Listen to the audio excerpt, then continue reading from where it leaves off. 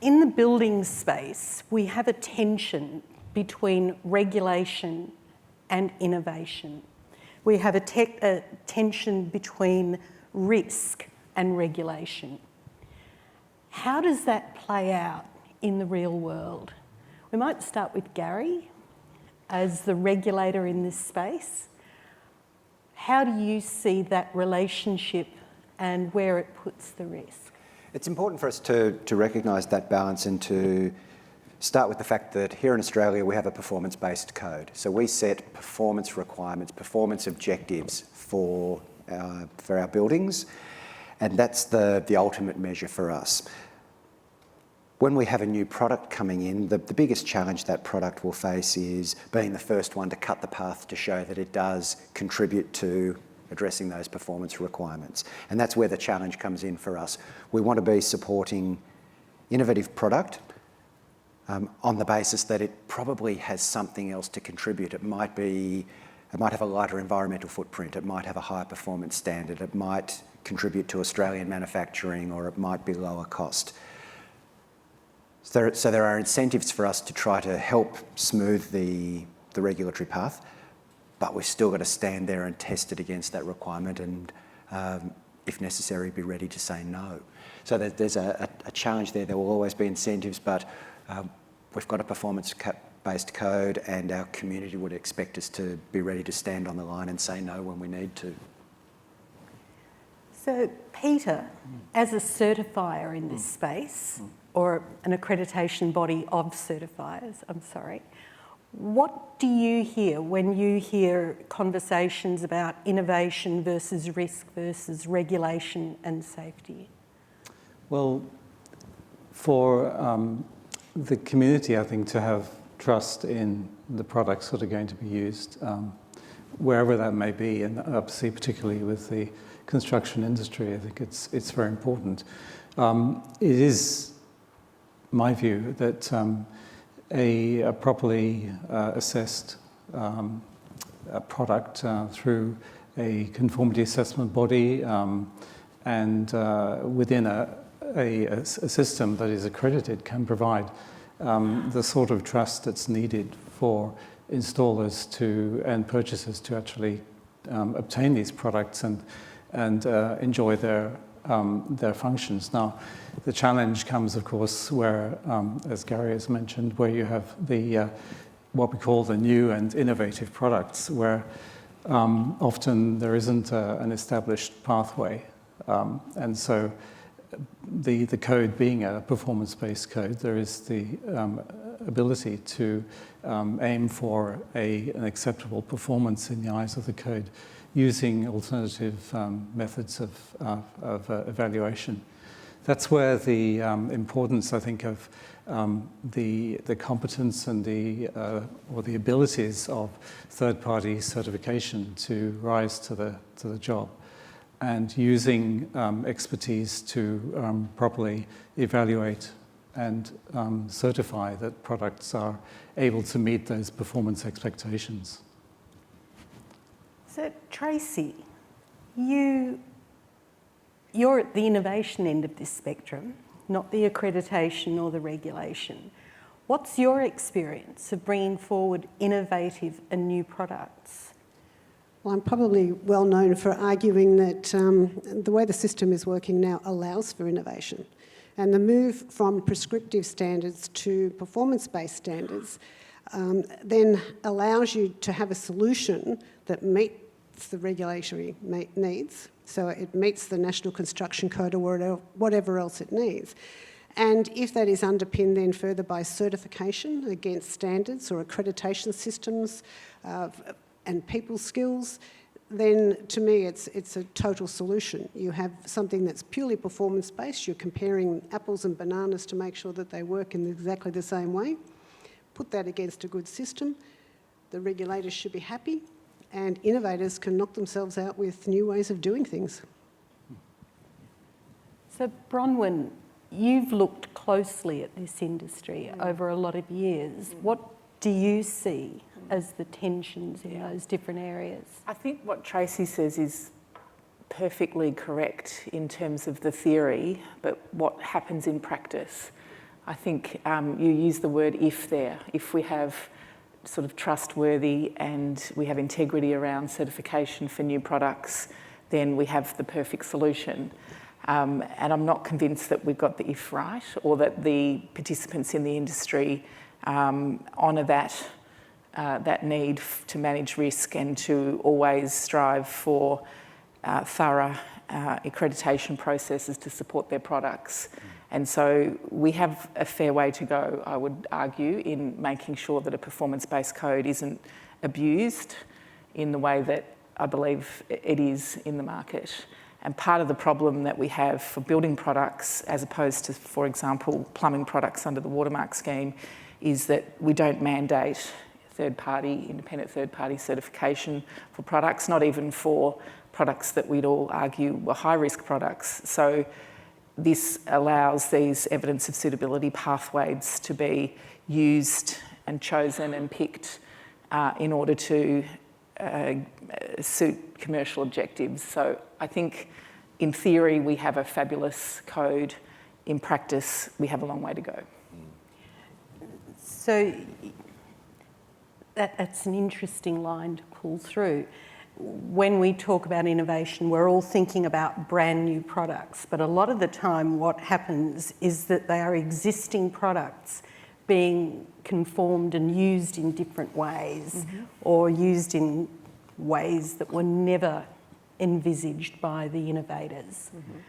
And those can be very tricky, because when you talk about performance-based, you start off by thinking about what the designer or the producer wanted or expected of the product when they made it.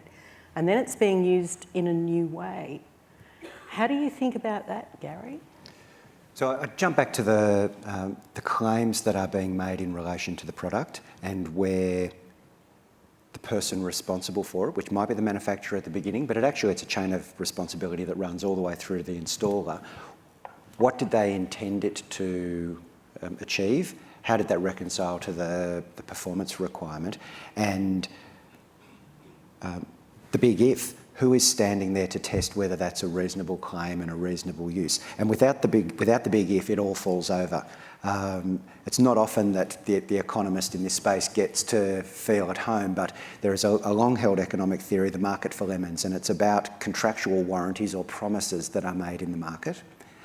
And if the promise has no accountability around it, then everyone can freely make the promise. The person selling the bommy car that looks the same as the premium car can say, this is a great car, and no one will hold them to account. If no one's holding them to account, the cheaper product will stay in the market. They'll discount their price because they know it's a piece of rubbish and they're happy to take a little bit of money. The good product will leave the market. And because there was no enforcement of that contractual promise, that warranty, that claim of suitability, the only thing we get left with in the market is the lemons, the bad ones. So our job and the role that we've got here when we look at accreditation, verification, conformance assessment is to hold some accountability on that promise, to make sure that we're collecting the right promises that align to the performance requirements, and that someone's there to look and to test and to say no. Yeah, I've actually heard people make the argument that businesses don't want to kill their customers, so therefore businesses will never do the wrong thing. I think it's a rather ambitious view of the world, because I personally don't think that self-regulation has ever worked. There are a lot of participants that have high levels of integrity, and they get very frustrated by the race to the bottom. And there are sort of industries which rise up to create associations around particular products where they really are trying to drive a race to the top and constantly being frustrated by that. So I think there are enough good people out there for this to continue to be discussed and for us to aspire to doing better and having a benchmark instead of a race to the bottom. But it's a constant challenge for those that are trying to lead the way into a benchmark instead of the race to the bottom. Tracey, you were heavily involved in an industry body for some years. What are you thinking about that? The difficulty I find is that everyone's right. That a lot of people, most people, are doing the right thing and trying to get their products across. To my mind, there's a couple of places where things fall down, and I've found this in whatever sector I've been in, whether it's metals, infrastructure or building and construction.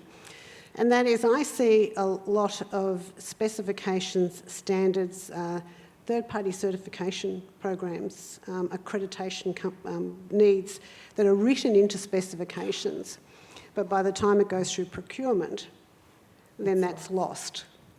And quite often you'll go and advocate or you'll talk to parties and you will find that they've put it into their specs and they assume that that's being done. And that's a bit like the if word. Assumption is another thing that just assumes that everything goes okay. And we know it doesn't. Another angle to this is there is a lot of poor quality product in the marketplace in everything. I'll even touch on that when I talk tomorrow. You have a problem where there is a race to the bottom sometimes because there's a general understanding as in how bad can it be or how hard can it be. And I think that that's another really important one. And the third one, which I think is the most insidious one, is, and we found that with the cladding, is that, you know, coming out of the aluminium industry, you know, the cladding that was put on buildings was actually compliant to standards, well-tested, robust products for internal use. So it's that handing over of those documents and specifications to the constructors and to the procurers and that sort of thing, saying, here's the certificates, here's the test reports, here's the accreditation system, everything's in place, and nobody stops to think or has the knowledge that that is being put in a non-compliant area. So that, I think, is the most insidious of the lot. The supply chain issues and the movement of conformity information with a product through the supply chain is a critical change that hopefully will improve with the digitalisation. My colleague Brett will be talking about that. You're at the pointy end of that now with the certification process, Peter. What are you seeing? Well, it's interesting, and I agree with Tracey that there are instances where our product is conforming to the specification that was tested to originally, and if the installer or the purchaser had used it exactly as it's intended, then there probably wouldn't have been an issue. But and I've got no doubt that that manufacturers produce a product that is that does the job that they intended to do. But the issue that we get and that we see is that products over their lifetime are presented with claims that perhaps differ from or more than what the manufacturer intended. There are situations where product is installed in situations, as Bronwyn has mentioned, where they're not, they weren't intended and they would be inappropriate. And these sorts of issues, I think, lend, I guess, an air of distrust and perhaps can generate issues within the community that I think we have to address. Within the, if I just, obviously we'll get onto it, I guess, at some stage, but the code mark scheme is an example of a third-party assessment protocol that goes further than just the conformity of the product to a standard or to an evaluation that's been put together by a certification body. And the reason it goes further than that is that it actually assesses also the installation of the product. So when you're looking at installation, obviously you're considering what's happening on site, the order of construction, the issues that may happen to the product whilst it's waiting to be installed, and not to mention the competence of the people who are actually installing it, and it's being put into the situation that is intended by the manufacturer, and that is identified on the certificate, of course, as well. So these sorts of issues, I think, are critical, but there is a framework that can help. But I do agree with Bronwyn that the issue is still at the fore. We need to address it. I think the difficulty too is you've got to, The chain of responsibility, yes, but also what is the responsibility of the manufacturers and suppliers to follow their product into site? I mean, we've seen very clear examples through the Grenfell inquiry of products knowingly being sold for use in circumstances where those suppliers knew that they weren't suitable for that use. But there seemed to be this, oh well, once we sell it, we don't ask what it's for, even though we know what we're quoting it for, what we've just, priced up, and we know what it's going to be used for, but we somehow don't have liability for that. Once we sell it, it's on whoever goes and does that install. I mean, we know that happens, and that's what makes this industry so difficult to regulate, because there's an egregiousness about it that is that we've got to call out. Well, you know that you can go into some hardware chains and see watermarked and non-watermarked taps on the same display shelf, and people will make the assumption that if it's for sale to me as a consumer, it's okay. So they must be equivalent, even though they look identical and there's a $200 price difference. And the responsibility is on the installer, but the installer is not always a licensed plumber. No. How do you control?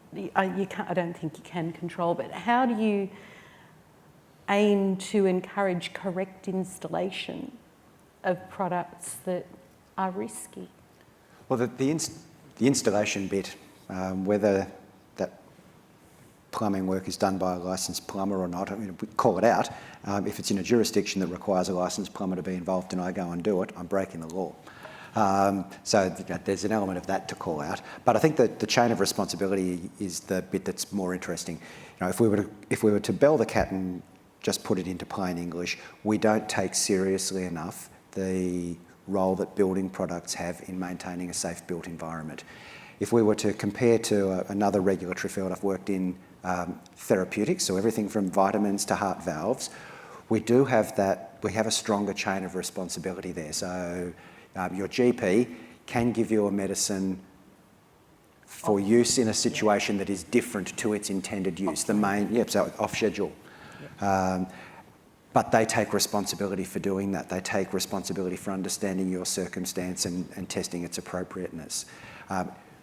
What we're seeing with chain of responsibility legislation in relation to building is that if the responsible person decides to use a product in a way that wasn't consistent or isn't consistent with the way it was designed and promoted by the manufacturer, they're going to have a bigger responsibility to take for that and a bigger responsibility to face if they get it wrong. I think that's a good thing. So it doesn't stifle innovative uses, but it does say, if you think this will do the job, meet the performance requirement, and you get it wrong, your fingerprints are on it. What do you think about that, Tracey? I think it's another one of these complicated issues. I take Gary's comment about a doctor giving off script to somebody for a different use. But when we talk about the responsibility of the manufacturer or supplier, is that doctor still responsible if somebody goes home on script and takes 4 times the amount of medication than they've been advised to take? Where do we stop? And I think it's a bit the same with some of the building products. So a lot of building products that go into buildings can't be seen at certain stages. Nope. So I think, and I've been trying to fix this issue for 30 years, and I'm still trying. But it's one of those things that I don't know where the magic is, but somehow we need to get the message across. And we were talking about messaging about what the 4 principal outfits do here, and not getting that message across. But to your point, the products that are available on shelf, in my previous industry, we often used to go out to builders on site and talk to them about the fact that if you're going to go and do glazing, let's say, and you pick up some of the cheap silicone off the shelves in one of your big wonderful hardware stores, it's full of extenders. You are not going to get the warranty out, and yet the product that's been supplied has been supplied with the responsibility for the installer or the builder to pick the correct product. But the correct silicone or sealant will be 4 times to 10 times the price of the $2 tube that's sold in the store. So it's a matter of, how do you get that across, and how do you sort of get that reliability and sustainability? I think, Bronwyn, you've been doing this a long time too. I mean, it's difficult. I think it is very complex. There's no silver bullets. And I think what I've seen in this space since I've been looking closely at it is that whenever a solution to a part of it is proposed, the response is often, oh, but that doesn't deal with this issue. And so therefore we won't do that because we're still going to have problems with install or people choosing to use the product differently. So there's no point trying to strengthen the conformity assessment, for example. And that gets very frustrating because I think if we always find excuses not to improve one element, then we'll never improve any of it. And so we have to stop talking about the grey and debating, what's a high-risk product if we're talking about mandating code mark for high-risk products. Oh, we can't do it because we can't decide what's high risk. Well, there's black and there's white. We can decide that there are things that are clearly high risk. Let's just make a start. And instead, the argument about this has been going on, well, to my mind, for at least 10 years, as to whether we should mandate a code mark for high-risk products. So we have to look for multiple solutions. We have to understand that each solution only gives us an improvement in one area, but nevertheless, if we're able to do that incrementally half a dozen times as a whole, we'll start to see improvement. And I don't think there's been enough effort around what that pathway looks like and how it is we start to bring on improvements around the regulatory controls in these different areas to deal with different issues of non-compliance. And if we were to jump to news that perhaps not everyone in the audience will have picked up, it's less than a week old, but this idea of having a stronger mandatory scheme recommended by Bronwyn and Peter Shergold in their report, worked on by senior officials, was agreed by ministers on Friday last week. Ministers have now said they've tasked the ABCB with designing a mandatory product registration scheme with a focus on high-risk products, and yes, we'll get into those definitions, but they want it done fairly quickly too, and they want it to work in with the chain of responsibility improvements that we're seeing in jurisdictions in Australia. I think there are some great opportunities for us here. When I again jump back to the economic model of what a warranty can do, it will help reassure and strengthen the market position of those who have products that are sold with clear and reliable claims. They will be less susceptible to market pricing undercuts by those who are falsely promising that their product can meet those claims. So strengthening that is good for reliable companies, it's good for consumers, and it's probably the sort of thing that our citizens expect us to be doing. So that, you said that this will be fast. What does that actually, we heard some discussion about what fast means with standards this morning, no shade on standards, but we know that it takes time to do these things right. Yep. What kind of time frame are you thinking about? Ministers have asked us to design the scheme by November this year, or Gary doesn't get paid in December this year. Oh, wow. So they want an initial scheme design. So that'll be the key principles and the basic So you're not framing rewriting outline. the code by November? No. So I think the way for us to start looking at this would be, do we have anything that we can already draw on? So it might be a strengthening of code mark with some improvement in our evidence of suitability provisions to give a mandate. It might be learning more from watermark. Watermark and code mark operate in some ways similarly, but watermark is mandatory, code mark is not. There might be something we can learn there. Looking at what we're seeing in other jurisdictions, the New Zealand version of code mark, there are a lot of things that we can look at, and we've got a pretty strong piece of work that was done in Bronwyn and Peter's work, and the subsequent efforts of senior officials to shape up some frameworks. So what I think you could expect to see, quiet consultations between now and September-ish, I think building ministers will want to throw an initial dialogue open by September or October, so that November they can start to think about agreeing the basic bones of it. Then we'd go into detailed implementation planning. I think they'd be wanting to see something coming to life within 12, 18 months. This is not a 5-year job. Bronwyn, is this what you wanted to see? Yes. So these particular ideas that have been agreed to on Friday are, as I mentioned just in the previous comments that I made, there are some dealing with some elements of the problem, not everything. They actually come from some work that I did with senior officials late last year and into the start of this year, where the terms of reference were somewhat focused. So it's not a complete solve, but it's much more than we've seen for a long time. I'm very excited about it, and what is exciting about it is they're tasking the ABCB with this through amendments to evidence of suitability requirements and through the establishment of a national product register, which creates the ability to make this harmonised across the country. So we're still having arguments about chain of responsibility laws, and it will ultimately be for the jurisdictions to introduce those, and we cross our fingers that as they do, they'll hopefully create some consistency. But at least with this next body of work, it'll come through the ABCB and the NCC, which gives us at least the beginnings of a harmonised regulatory framework for building products, which I think is really exciting. So Peter, where do you see this going from your point of view, thinking about code mark and certification? Well, I think it's a great initiative to have a national register of building products. I mean, we see with the watermark scheme that a register that is available to the general public, to plumbers, is an excellent way of proving whether the product is certified and is therefore able to be installed or not. So that's an excellent initiative. Of course, the code mark scheme is voluntary at the moment.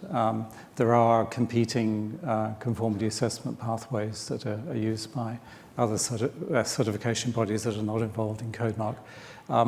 However, code mark has certain characteristics that set it apart, in my view, and one of them I've mentioned already in terms of installation. But also, code mark is particularly relevant, I think, for products that are new and innovative, because where there isn't an existing product standard that obviously is focused on intention of the intended use, I should say, standards are developed in order to solve particular intended use situations. So with a traditional product certification scheme, which is an assessment to an existing product standard, it's fairly clear that this product is for a particular purpose. It's a tap, it's tested to ASNZ S3718.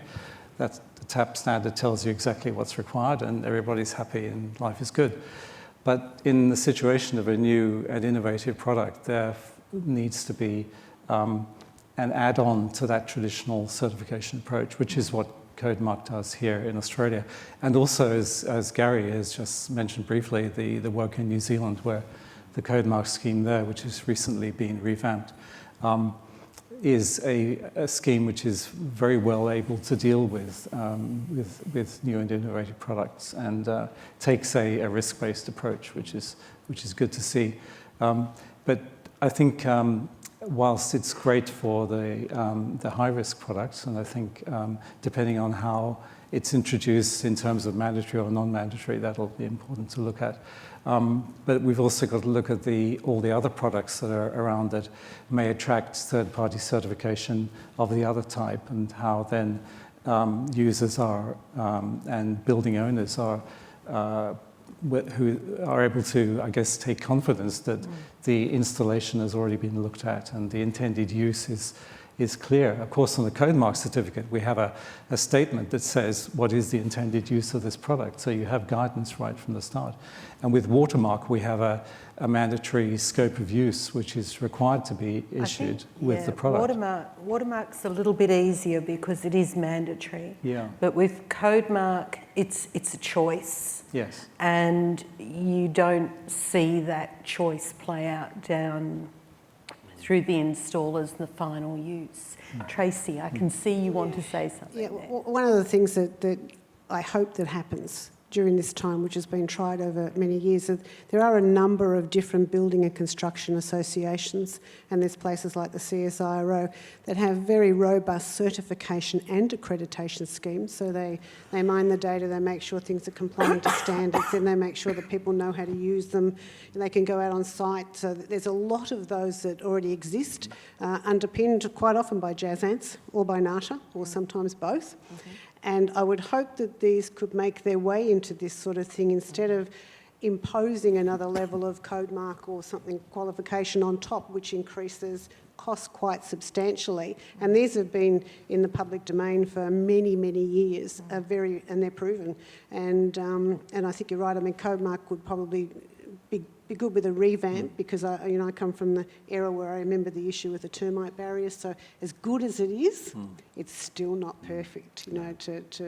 If it's done correctly, then it's done well. So I'd like to think that there's room for that hand-holding across the waters of everybody that is doing the right thing with these incredible programs, to have input and selection into these sorts of things.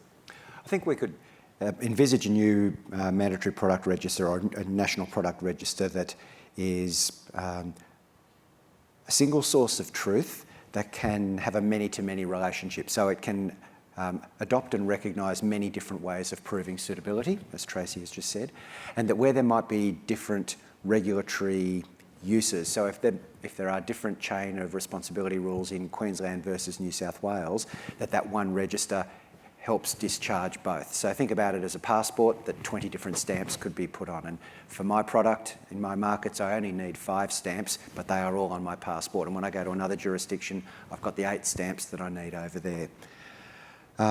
We can also learn a lot from parallel regulatory environments in Australia, whether we're thinking about food safety or therapeutics or veterinary medicines. But in therapeutics, for example, it's a risk-based registration system. Those that are higher risk need to be registered, and they need to prove their safety proactively before they can go on. Those that are likely to be lower risk are listed. It's a self-selection, but there are statutory limitations on the sorts of claims that can be made there. We could contemplate something very similar for building products for those that would like the benefit of being on an Australian registered list, or at the lower risk profile, but they'd be constrained in the risk, in the range of claims that they could make about their product, what it's used for, what it's safe for. That scheme, if it works well, offers a market advantage. Australia is a trusted economy. We're a trusted nation. If we have a scheme that manufacturers within Australia can get their ticket clipped, it'll help them with confidence into export markets as well. So there are a range of pretty interesting opportunities for us here. The parallel with the therapeutic goods register versus the list is an interesting one, because listed products don't have to reach the same standard of evidence as registered, but they do, the proposers do have to hold the evidence. Correct. They can't just sort of put it up there and say, I'll do the testing when you come back and ask me for it. So they do have to have that on file. And we do see problems from time to time with products when it turns out that the proposer or the sponsor didn't quite have the evidence that they claimed when they first registered. But that's a risk-based thing. That's right. And you make that call when you decide the framework that the list will exist within. Exactly, and they sometimes they don't hold that evidence, or they overstep in the claims that they make. Even for the low risk products, they're underpinned by some obligations around good manufacturing practice, so that a right-sized quality assurance framework for the way they are producing their products to standardise that whatever range of claims they've made, their product will still meet that.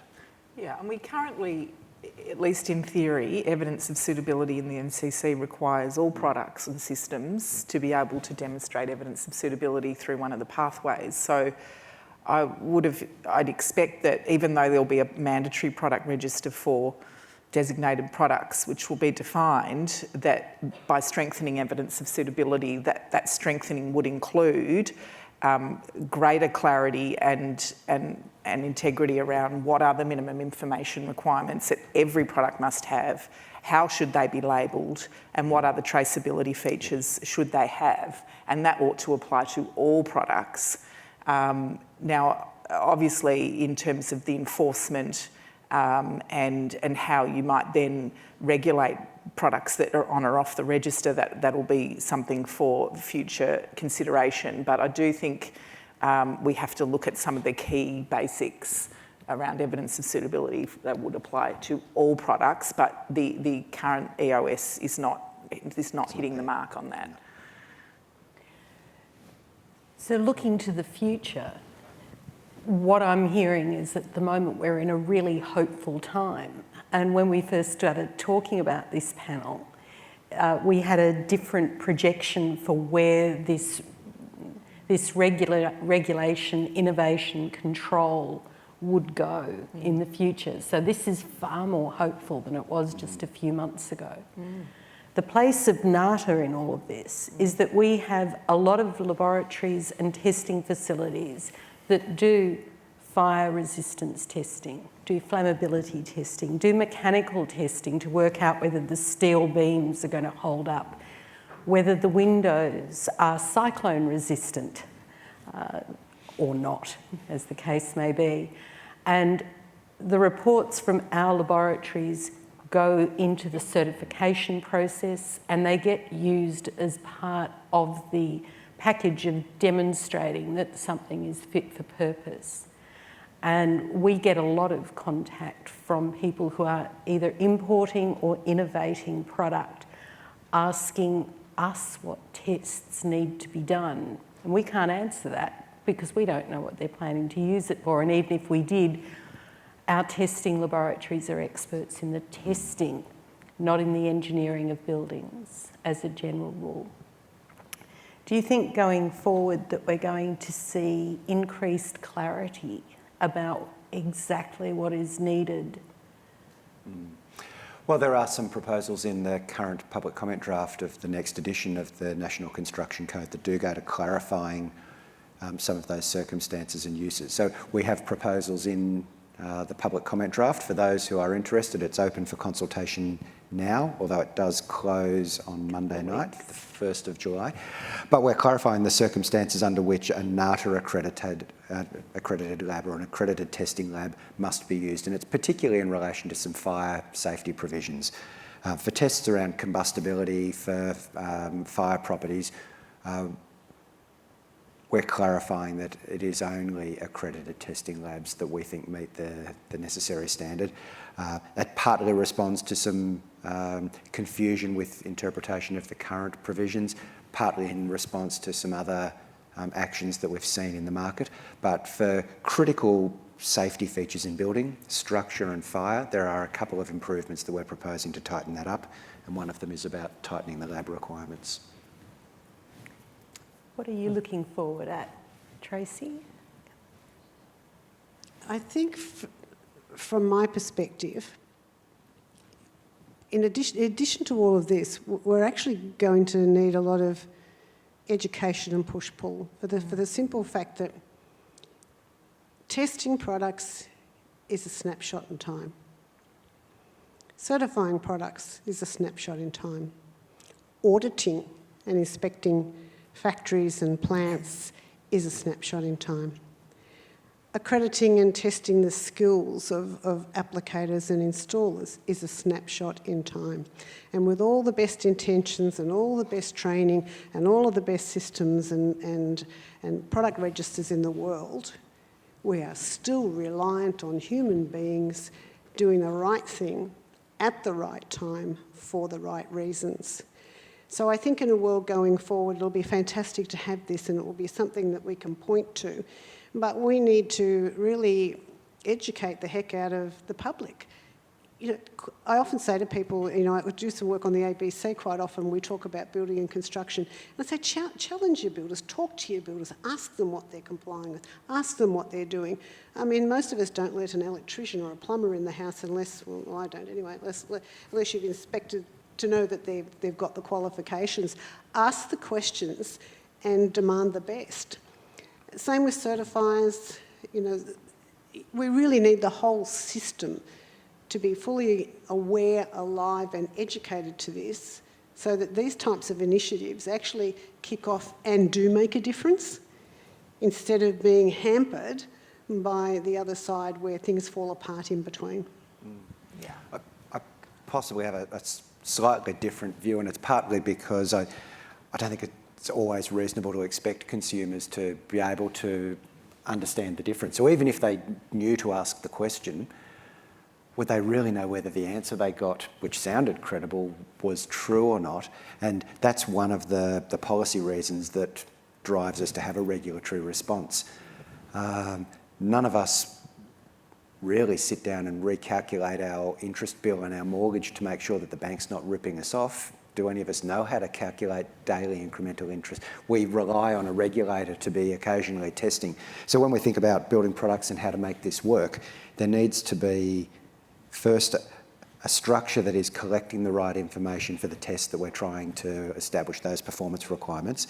There needs to be a reasonable prospect of someone doing the wrong thing being found out, so a reasonable audit regime and a compliance regime, and there's got to be a reasonable consequence if you do get caught out. And so that's part of what we've got to build into this scheme design, that it's upfront and should succeed. You've got a fair chance of being caught and you've got a fair chance of suffering if you've done the wrong thing, and then help work with our partners so that that extends across the chain of responsibility. And I agree with you 100%, but I will say that there's nothing wrong. Like, we have owner builders and they do a 4-day course or something, and we have all these people out there. Just be inquisitive, because even if you're reglazing or you're getting concrete laid or you're getting the concrete painted in your driveway, even if you've got no idea what someone's saying to you, just the fact that someone might pull out a bit of accreditation or something to say, here, I know what I'm doing. You know, just have a little bit more interest in things, because one of the things that always fascinated me, again, with the work I did on the ABC, was people would ring and say, what are you talking about? Like, everything has a standard and testing attested to. We're a first world country. This is Australia.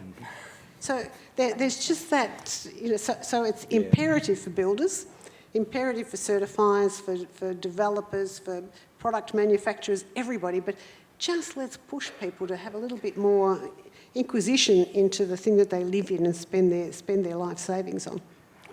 We have come to time, but and we could go a lot longer, but I'm going to ask Bronwyn to give the last word, given that you co-authored the report on which so much of what we're doing now is hanging. What are you thinking about? What are you looking at going forward? What gives you hope? Oh, well, I'm absolutely thrilled that this is happening. And I guess being optimistic, I think that it is going to solve for a lot of these issues. And what I think needs to happen is we need to think about how to create those benchmarks so that there's transparency for people. They can make choices because it's clear to them to tell them. So on the register, for example, we might say, well, we're not going to mandate code mark, but you will be able to see clearly what evidence of suitability a product has and whether or not it is a more robust, independent third-party pathway or something less so. And so I'm really excited about making sure that what we do with all of this is around how we encourage and incentivise good practice and create transparency so that choices can be made to incentivise good practice, and people can choose a benchmark that takes us away from the race to the bottom. So that would be my aspiration for all of this, that we build in a way of rewarding those that do the right thing in the system, and all of those product manufacturers who spend a fortune on testing their products and feel constantly like they're being cheated by competitors. Well, we will see whether Gary gets paid in in December. Thank you very much for joining us this afternoon. It's been a really interesting conversation, and we can take it outside at afternoon tea if you're interested. But would you please thank Peter Lee, Tracey Gramlick, Gary Rake and Bronwyn Weir. Thank you.